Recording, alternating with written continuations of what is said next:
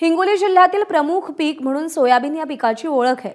परंतु याच सोयाबीनला बाजारामध्ये 3500 इतका भाव मिळतोय, तर सोयाबीन हमीभाव खरेदी केंद्रावरती सोयाबीनला 4800 इतका भाव मिळतोय।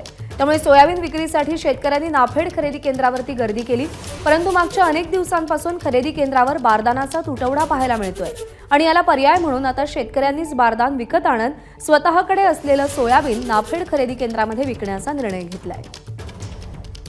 सोयाबीन हिंगोली जिल्ह्यातील प्रमुख पीक आहे। गत वर्षी हिंगोली जिल्ह्यामध्ये जवळपास 2.5 लाख हेक्टरवर सोयाबीन पिकाची लागवड केली होती। सोयाबीन उत्पादन घेण्यासाठी शेतकऱ्यांना जेवढी मेहनत करावी लागते त्यापेक्षा अधिक मेहनत शेतकऱ्यांना सोयाबीन विक्री करण्यासाठी करावी लागते, कारण बाजारामध्ये सोयाबीनला भाव मिळत नाही आणि सरकारच्या वतीने नाफेडच्या माध्यमातून जे सोयाबीन खरेदी केले जाते ते सोयाबीन खरेदी करण्यासाठी बारदानाच उपलब्ध नसल्यामुळे अनेक नाफेडच्या सोयाबीन खरेदी केंद्रावर मागील 10 ते 12 दिवसापासून जे ते सोयाबीनची खरेदी ठप्प आहे। मी सेनगाव शहरालगत असल्या असंच एका सोयाबीनच्या खरेदी केंद्रावर आहे आणि आपण या ठिकाणी बघू शकता, या ठिकाणी हे जे सोयाबीन खरेदी केलेलं आहे हे सोयाबीन शेतकऱ्यांनी विकत आणलेल्या बारदाण्यामध्ये सोयाबीन खरेदी करण्यात आलेलं आहे।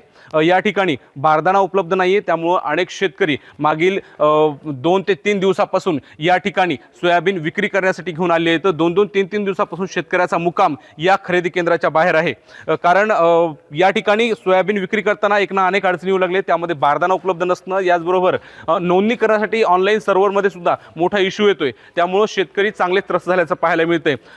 बाजारामध्ये सोयाबीनला भाव जवळपास 3500 ते 3800 रुपये मिळतोय, परंतु नाफेडच्या खरेदी केंद्रावर 4892 रुपये इतका प्रति क्विंटलचा भाव मिळतोय आणि या ठिकाणी कुठेतरी चांगला भाव मिळतोय म्हणून शेतकरी आपलं सोयाबीन या ठिकाणी विक्रीसाठी घेऊन येत आहेत। परंतु या ठिकाणी सुद्धा अनेक समस्या पाहायला मिळत आहेत आणि त्यामुळे सरकारच्या वतीने जी सोयाबीन खरेदी केंद्र सुरू करण्यात आले त्या ठिकाणी मुबलक स्वरूपामध्ये बारदाना उपलब्ध करून द्यावा, ऑनलाईन सर्व्हरमध्ये जो अडथळा येतोय तो सुद्धा दूर करावा अशी मागणी शेतकऱ्यांच्या वतीने करण्यात आलेली आहे। माधव दिपके, एबीपी माझा, सेनगाव, हिंगोली।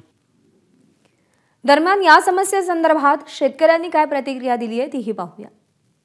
मी या ठिकाणी 105 कट्टा सोयाबीनचा विकायला आणलेला आहे आणि त्याच्यासोबतच आम्हाला 129 कट्टा बारदाना लागला।